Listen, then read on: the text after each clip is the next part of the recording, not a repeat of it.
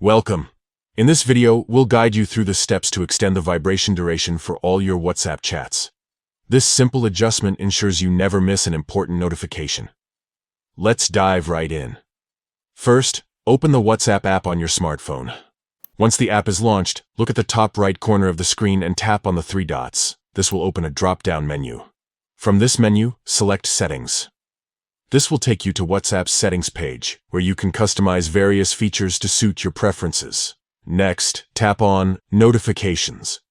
This section allows you to manage how WhatsApp alerts you for messages, calls, and group chats.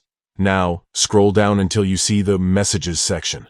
Under this section, locate the option labeled Vibrate and tap on it. A pop-up menu will appear with vibration duration options. Here, select Long to extend the vibration duration for your notifications. Once selected, tap OK to save your changes. And that's it. You've successfully extended the vibration for all your WhatsApp chats. With this setting enabled, you'll feel a longer vibration whenever you receive a message, making it easier to notice even in noisy environments. Thank you for tuning in. If you found this guide helpful, don't forget to share it with others who might benefit from it. Stay connected and enjoy seamless messaging with WhatsApp.